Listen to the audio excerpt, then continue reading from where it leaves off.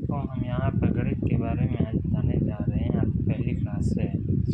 इसमें सबसे पहले गणित की सभी वीडियोस देखने के लिए हमारे चैनल को सब्सक्राइब करें। तो इसमें पहला टॉपिक है गणितीय तार्किक चिंतन की प्रकृति।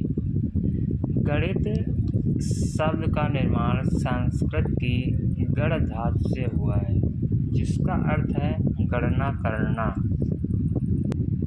अगली स्लाइड में हम बात करते हैं गणित के इतिहास के बारे में। भारत में गणित का इतिहास लगभग 500 ईस्वी पूर्व से माना जाता है, अतः इसको 5 भागों में विभाजित किया जाता है। पहला है वैदिक काल। यह काल 500 ईस्वी पूर्व से माना जाता है। शून्य और दार्शनिक स्थान के मान का विकास इसी काल की प्रमुख देन मानी जाती है। इसके बाद आता है दूसरा आता है पूर्व मध्य काल। इसमें प्रमुख ग्रंथ सूर्य सिद्धांत का प्रतिपादन हुआ। भगवती सूत्र एवं स्थापना सूत्र का विकास भी इसी काल में हुआ। मध्यकाल,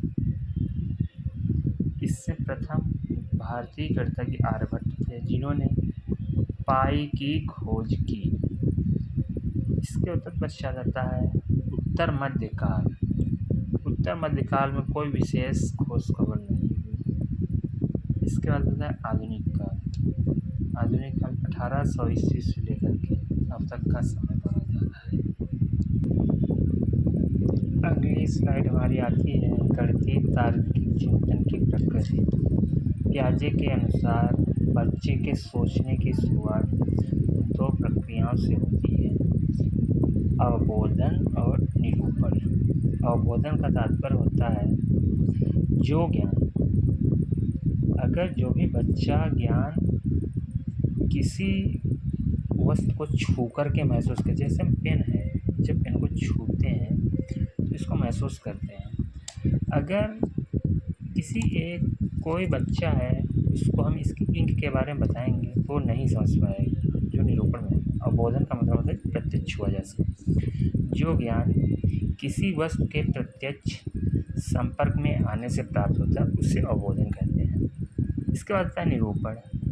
निरूपण में ऐसी वस्तु आती है जिसे हम प्रत्यक्ष रूप से छू नहीं सकते। जैसे कोई कंप्यूटर पे कोई स्क्रीन पे चल रही है कोई चीज़, कोई चलचित्र हम देख रहे हैं, उसको हम छू नहीं सकते हैं, सिर्फ उसको हम महसूस कर सकते हैं, अर्थात जो निरूपण के माध्यम से। किसी वस्तु या ज्ञान को समझने के बाद मानसिक कल्पना, क्योंकि उसमें कल्पना लगी होती है, यह विचारों का क्रियाओं में रूपांतरण करना निरूपण के अंतर्गत आता है।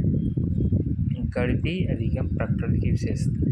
इसकी कुछ विशेषताएं भी होती हैं, इसको सीखने पर कुछ विशेषताएं होती हैं। जैसे गणित किसी व्यक्तिगत समझ पर आधारित होती है। किसी को कम आ सकती है, किसी को ज़्यादा आ सकती है, इसमें कोई नई बात नहीं है। गणित बच्चे के दैनिक अनुभव पर आधारित होता है। जो बच्चा दिन भर गणित का अनुभव करेगा, जोड़ घटाना गुणा भाग जो भी करेगा वो उसके अनुभव पर आधारित होता है। तीसरा नंबर आता है बच्चों को स्वयं की समस्या समाधान के लिए प्रेरित करता है। अब गणित होता है, गणित में अगर कोई समस्या आती है या इसके अलावा इस सब्जेक्ट के अलावा भी अगर कोई समस्या आती है तो उसमें बच्चा पहले ही सभी तरीके से सोच करके उसको हल करने का प्रयास करेगा। तत्पश्चात उसकी विषय वस्तु के अकॉर्डिंग हल करेगा। गणित शिक्षण तर्क के द्वारा सीखने पर आधारित है। इसमें तर्क होता है।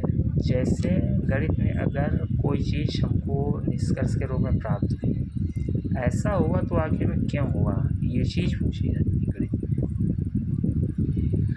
अब गणित जब आप सीख रहे हैं तो उसमें त्रुटि भी होती है, इसलिए त्रुटि भी गणित शिक्षण का एक अभिन्न अंग है। धन्यवाद। अगर दोस्तों ये वीडियो आपको अच्छी लगी है तो ऐसी ही वीडियो प्राप्त करने के लिए हमारे चैनल को सब्सक्राइब करें और बेल आइकन को ज़रूर प्रेस करें, जिससे हमारे आने वाले सभी वीडियोज़ की नोटिफिकेशन आपको मिलती रहे। धन्यवाद।